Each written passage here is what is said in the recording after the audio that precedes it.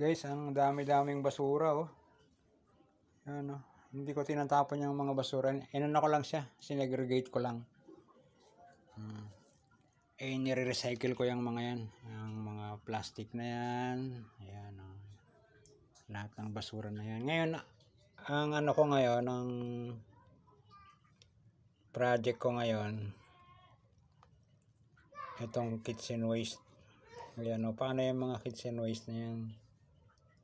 Ngayon, ang ginagawa ko dyan sa mga kitchen waste na yan, kino-compost ko yan. Yung mga nagagarden, ganyan din ang ginagawa nila para wala silang basura. Ayan o. Ayan o, mga papel-papel, mga tira-tirang gulay. Ayan. Kung ano lang yung mga available mo na ngayon o. Mabalat ng itlog. Basta yun lang muna yung mga available na yun. Ang gagawin ko dyan, ganito. Ayan. Lalagyan natin siya nito. Itong lupa. Actually, itong lupa na to, ano to eh. Ayan, yung lupa na yan. Mga compost na yan. Yung mga dating ganyan, mga dating kitchen waste. Ito na siya ngayon. Oh. Ayan na siya. Yan, ito ngayon ang gagamitin kong panghalo dito. Ngayon kung wala pa kayong ganito ng mga kitchen waste, na mga compost, pwede kayong kumuha ng lalagyan natin ganyan. Pwede kayong kumuha ng lupa kung may available na lupa. Pero kung wala naman, kailangan talaga makagawa tayo ng ganito. Kailangan makagawa tayo ng ganito compost para mayroon tayong panghalo sa mga kitchen waste. Yan guys, ganyan kasi halo natin siya. Okay, magguantes kayo kasi marami yan. Ako hindi na ako nagguantes kasi sanay naman ako dyan. Yan. Ngayon, pag nahalo mo na siya, ilalagay natin siya sa isang plastic na lalagyan. Ito ganito. Halo natin siya, di ba? Halo natin, halo. Lalagay natin siya sa isang lalagyan.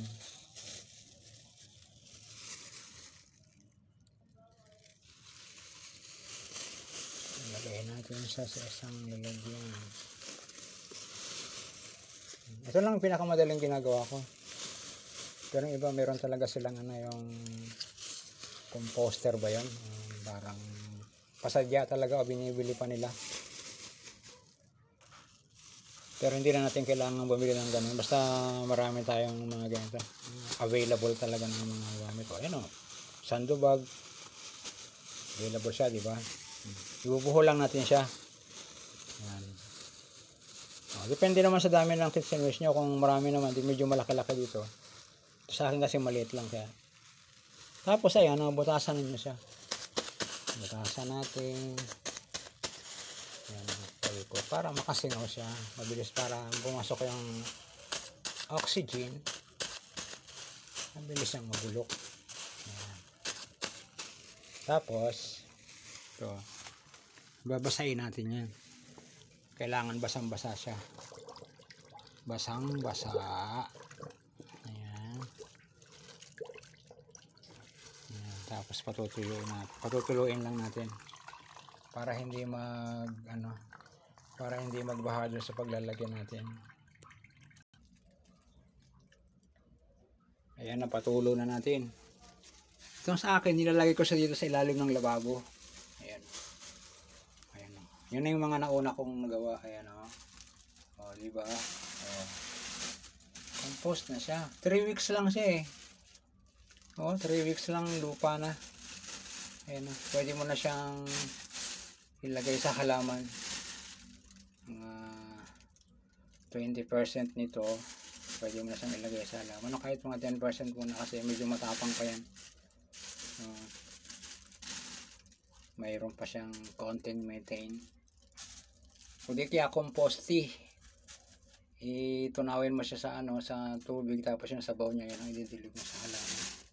Ayan o, ganyan na siya.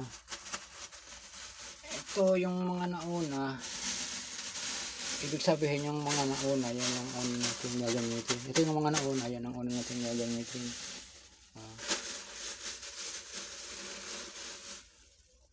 Tapos ito yung huli natin ginawa. Sa ibabaw lang muna yun para makasingaw siya. Kasi binutasan natin sa kanina, makakasingaw yan. Mabilis yan, mabulok. Diba?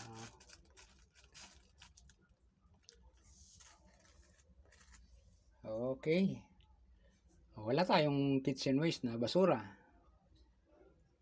O, diba? Okay. Thank you for watching.